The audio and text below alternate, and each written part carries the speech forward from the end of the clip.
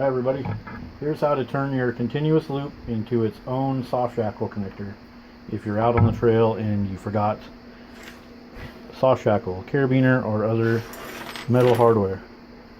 So let's say, for instance, here's a continuous loop on the end of my hammock, and then I got my whoopee sling, spliced loop or dog bone extension, and I need to connect this to my hammock, my continuous loop. How do I connect it? I don't have a toggle, or the other end of this is attached to something, so I don't have a free end to go like this and make a lark's head. Well, what can I do if I don't have any hardware?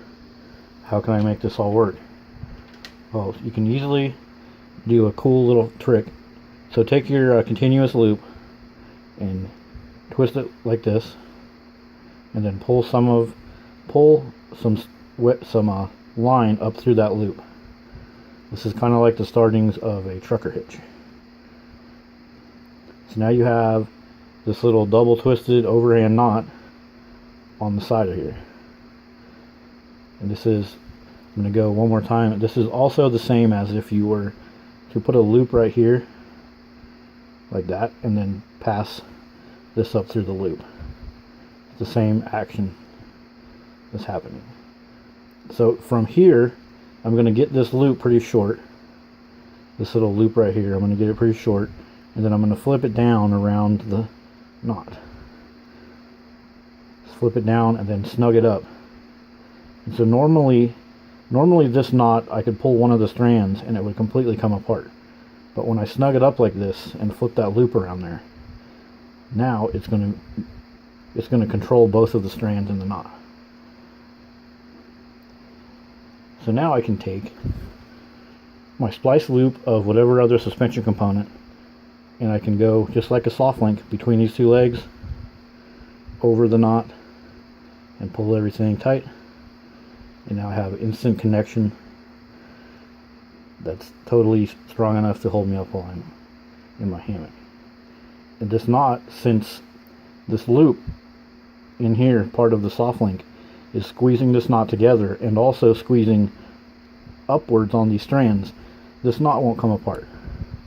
Because ideally this knot should be a different type of knot, a button knot or a diamond knot. But this soft link being around the bottom of the knot, it's going to prevent the knot from pulling through and prevent it from ever failing. The more that you pull on this, the more that this little loop closes up around the knot.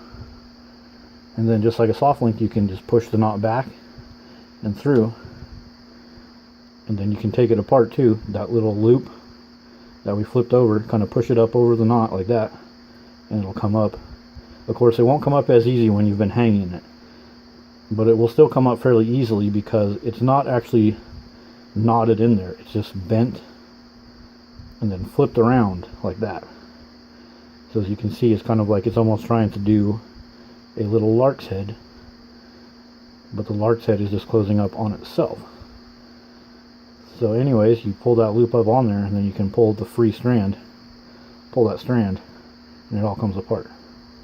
It's the same if you guys are familiar with the trucker hitch, where you bend a loop into a piece of line and then come back and connect there.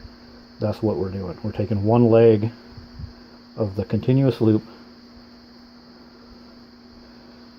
we're flipping a loop into it, and then we're taking the rest of the end and pulling it through that loop, and then we're going to close up the resulting loop about as small as we can, snug up the original knot, and then flip that loop around the original knot.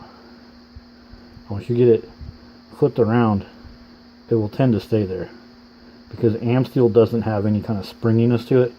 Once you tie a knot, it tends to want to stay in that position. And so now this can be totally used as a stopper knot. This loop right here gets secured tightly into the knot by the action of the soft link. So that's it. That's just how you can save yourself if you have a regular continuous loop and you need to connect to something that is a splice loop without any carabiners or hardware, and with a quick knot that can be tied easily, no splicing or diamond knot making, and can also be untied quickly. Thanks everybody.